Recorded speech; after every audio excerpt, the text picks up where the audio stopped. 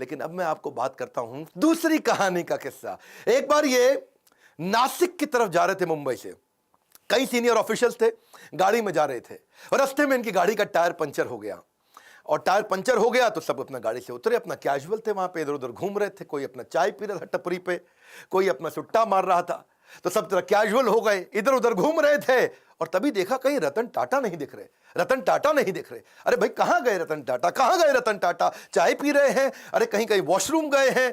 तो रतन टाटा अचानक लोगों ने देखा कि अपनी स्लीव ऊपर करके और अपने टाई को कंधे पे ऐसा पीछे टांग करके, उसके बाद जो है जैक और पाने को हाथ में पकड़ के दूसरे टायर का प्रेशर चेक कर रहे, उसके साथ पंचर लगवा रहे।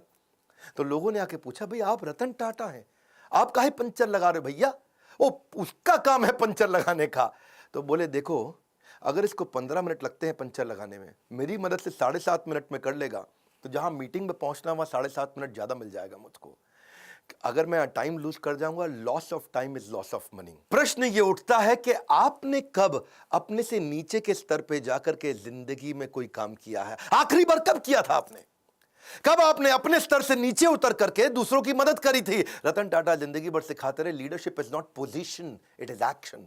ये पोजिशनल पावर नहीं, पर्सनल पावर है। मुंबई का 26/11 का ताज अटैक, और वो अटैक जिसमें वो जानते हैं, सारी दुनिया जानती है कि उन्होंने सबकी मदद करी।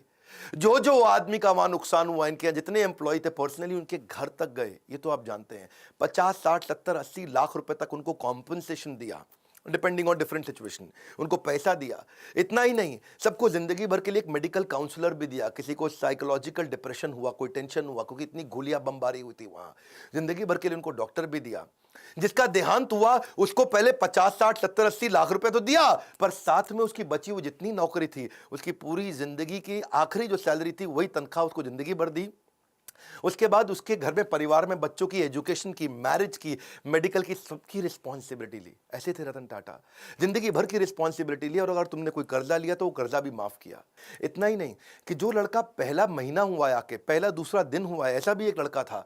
ऐसे भी कुछ लड़के थे जिनको बिल्कुल अभी होटल में ज्वाइन ही किया था, ट्रेन ही थे, उनको भी ऐसे ही पूरा कॉम्पनसेट किया। ये सब तो सब समझते हैं, पर जो बात जिसने मुझे हैरान कर दिया, जिसके कारण मैं भी अपनी कंपनी में स्टैंडर्ड को चेंज कर रहा हूं, वो ये है कि उन्होंने अपने होटल वालों की तो मदद करी, बाहर आसपास बाजार में जो पुलिस वालों को गोली लगी उनको भी उन्होंने कॉम्पनसेट किया। वहां पेडेस्ट्रियन जो राही चल रहे थे, वहां पे राहगीर थे, चाय वाला था, भेलपुड़ी वाला था, गुब्बारे वाला, पाव भाजी वाला, पान की दुकान, टपरी, जिनको टाटा ग्रुप से कोई मतलब नहीं, उनको भी इन्होंने मॉनिटरी भी, पैसे से भी मदद करी और साथ में टाटा ग्रुप में नौकरी भी दिलाई। और ये सब कुछ उन्होंने केवल 20 दिन में कर लिया।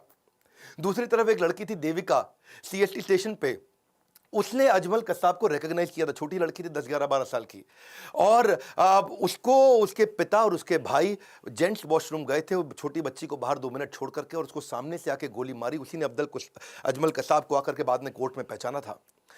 आज रतन टाटा ने तो 20 दिन के अंदर कॉम्पनसेशन कर दिया सब कुछ। 20 दिन में फटाफट कमेटी बना के सबको मुआवजा दिया, सबकी मदद करी, सबके साथ खड़े हो गए। और तब 2008 से 2020 हो गया, एक 20 दिन, एक 2020, 20 डेज, 2020। आज 2020 तक उस लड़की को कोई कॉम्पनसेशन नहीं मिला। इनफैक्ट मछुआरे थे कहीं, मैं अभी इकोनॉमिक टाइम्स में खबर पढ़ रहा था, वो मछुआरों को आज 12 साल के बाद कॉम्पनसेशन मिला। मतलब सरकार को जितना समय लगता है, टाटा को कभी समय नहीं लगता। करुणा के लिए कारण की जरूरत नहीं पड़ती। यदि आप दूसरों को प्रसन्न देखना चाहते हैं तो करुणा का भाव रखिए, और अगर खुद को प्रसन्न देखना चाहते हैं तो भी वही करना है, तो भी करुणा का भाव रखना है।